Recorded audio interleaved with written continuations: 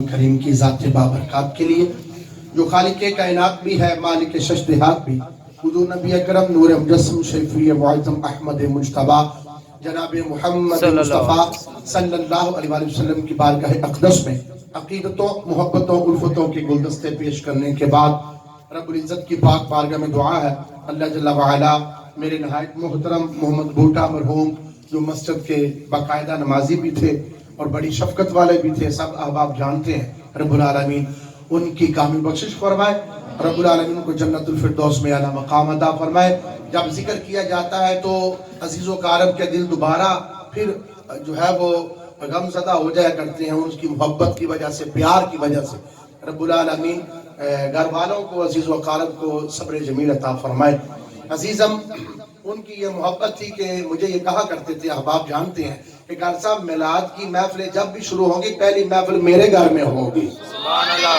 محبت تو ہوتی تھی۔ آپ صاحب، میں نے سنا ہے کہ آپ نے ماشاءاللہ بڑا سونا کلام پڑھا ہے، حافظ صاحب، اللہ تعالیٰ آپ کو سلامت بھی رکھے، رب العالمین مزید برکت عطا فرمائے۔ تو محترم ہمارے اس دنیا سے چلے گئے ہیں اور ان کی یہ کاوش آج بھی زندہ و جاوید ہے، اور میں اپنی گفتگو کا آغاز حضور علیہ السلام کی بلاد سعادت کی بنیاد پر ہی کرتا ہوں۔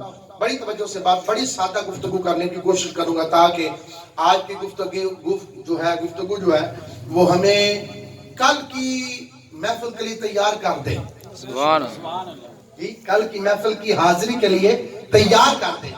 تو سب سے پہلی بات یہ ہے، بعض اوقات اس وقت بچوں سے سوال کیا جا رہا ہے، جوانوں سے سوال کیا جا رہا ہے، یا ادیڑ یا بزرگ عمر والوں سے سوال کیا جا رہا ہے، دیکھو جی یہ کیسے آپ محفل میلاد مناتے ہو؟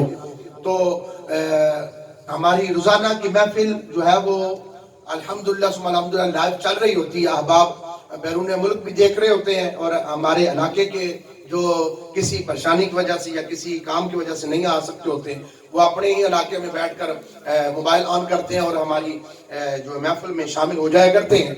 ان کے لیے بھی یہ جواب ہے کہ محفل میلاد ہم مناتے ہیں اور گج وج کر مناتے ہیں، اور ہمارا عقیدہ ہے، کیوں؟ اس لیے کہ یہ ایک محبت نامہ ہے جو اللہ تعالیٰ نے خاص بندوں کے حصے میں رکھی ہوئی ہے۔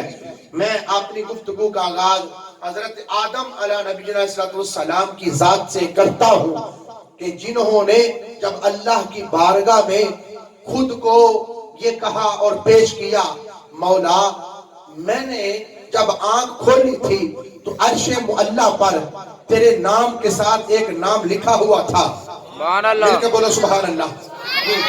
آپ کے نام کے ساتھ ایک نام لکھا ہوا تھا، مولا میں سمجھ گیا تھا کہ وہ نام کوئی بابرکت نام ہے، کوئی تیرا بڑا ہی قرب والا ہے، تیرا بڑا محبوب ہے، تیرا بڑے پیار والا ہے۔ تو میں نے آج یہ کہہ دیا، مولا تجھے اس نام کا اور اس ہستی کا واسطہ میری لغزش کو معاف فرما دے۔ تو رب العالمین نے فرمایا، اے پیارے آدم، آپ کی لغزش کو معاف فرمایا۔ تو دنیا میں تو آ چکے ہوئے تھے ایک پتھر کے ذریعے، اس پتھر کو آج حجر اسود کے نام سے یاد کیا جاتا ہے۔ وہ حجر اسود جنتی پتھر ہے، اس پتھر کے اوپر آپ کھڑے تھے اور آپ کو زمین پر اتار دیا گیا، روتے رہے، اللہ کی بارگاہ میں استغفار کرتے رہے، توبہ کرتے رہے۔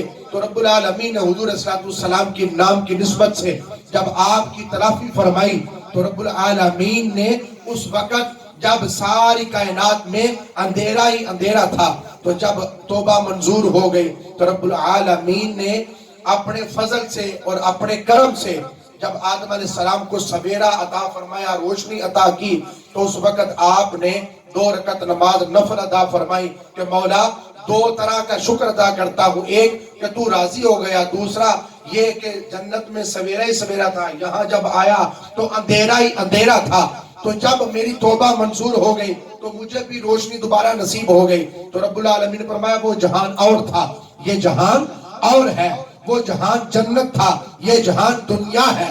اب جو سویرا نصیب ہوا، 2 رکعت نماز نفل پڑھی تو رب العالمین کو آپ کا یہ عمل پسند آیا، رب العالمین نے اس عمل کو سنبھال کر رکھ لیا کہ یہ کسی خاص موقع پر ذکر کیا جائے گا۔ اسی طرح وقت گزرتا رہا، وقت گزرتا رہا، حضرت ابراہیم علیہ السلام کا زمانہ آیا تو شیطان نے ورگلانا چاہا آپ کے بیٹے اسماعیل علیہ السلام، توجہ ہے کہ نہیں، اسماعیل علیہ السلام کو ورگلانا چاہا اور چاہا کہ میں ان کو اپنی باتوں میں لاؤں گا اور کہوں گا اے اسماعیل تیرا باپ تجھے ذبح کرنے جا رہا ہے، تیرا باپ تجھے قربان کرنے جا رہا ہے، تیرا باپ تجھے اس دنیا سے خیر بات کہنے کے لیے لے کے جا رہا ہے۔ اللہ اکبر۔ تو اسماعیل علیہ السلام نے ابراہیم علیہ السلام نے مل کر دعائیں اللہ سے مانگی اور آپ کو شیطان کے چنگل سے بچا کر رکھا، محفوظ رکھا۔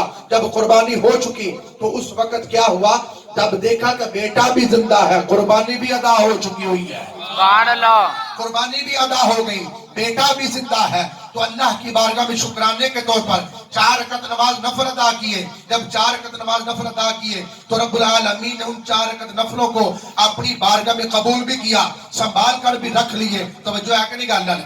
وقت گزرتا رہا، حضرت عزیر علیہ السلام کا زمانہ آ گیا۔ عزیر علیہ السلام کا جب زمانہ آیا نا تو آپ نے کیا دیکھا، گھر سے نکلتے ہی آپ نے کیا کیا، آپ نے روٹی باندھی ہوئی تھی پونے کے اندر، کسی رومال کے اندر روٹی باندھی ہوئی تھی اور سوچا یہ کہ سفر کرتا ہوں، جہاں بھوک لگے گی، پیاس کی شدت ہوگی، بھوک کی شدت ہوگی، وہاں ٹھہر کر کھانا کھا لوں گا، پانی پی لوں گا۔ تو آپ چلتے گئے، سواری ساتھ تھی، جب سواری ساتھ تھی، سواری گدا گاڑی تھی، جب سواری ساتھ تھی، راستے میں آپ کو جو تھکاوٹ محسوس ہوئی، اللہ کے نبی عزیر علیہ السلام آپ نے کیا کیا، ایک درخت کے نیچے خود کو لٹا دیا، آرام کرنا شروع ہو گئے۔ جب آرام کرنے کے بعد آنکھ کھلی، رب العالمین مخاطب ہو گیا۔ رب العالمین نے فرمایا پیارے عزیر کتنی دیر سوئے ہو؟ آپ نے کہا یومن او بعد یوم، ایک دن سویا ہوں یا ایک دن کا ایک حصہ سویا ہوں۔ رب العالمین نے فرمایا پیارے عزیر ایک دن یا ایک دن کا حصہ نہیں سوئے، آپ تو 100 سال سوئے رہے ہیں۔ سبحان اللہ، آپ تو 100 سال سوئے رہے، آپ 100 سال آرام کرتے رہے۔ اگر نشانی دیکھنی ہے اپنی سواری کو دیکھو، جب سواری کو دیکھا گیا تو سواری تو نیست و نبود ہو چکی ہوئی تھی، ہڈیاں بھی گل رہی تھی، ہڈیاں بھی ختم ہو رہی تھی۔ تو رب العالمین نے فرمایا پیارے عزیر ایک نشانی تو دیکھ لی، دوسری نشانی ہماری قدرت کا جو نظریہ دیکھ لو اور اپنی نبوت کا معجزہ دیکھ لو۔ مولا کیا؟ رب العالمین نے فرمایا اپنے کھانے کی طرف دیکھو جو کھانا ساتھ لے کر آئے تھے۔ جی یا رب جلیل دیکھتا ہوں۔ جب عزیر علیہ السلام نے کھانا دیکھا تو کھانے کو دیکھتے ہی حیران ہو گئے کہ سواری تو ختم ہو چکی ہے 100 سال میں اور کھانا آج بھی تر و تازہ پڑا ہوا ہے۔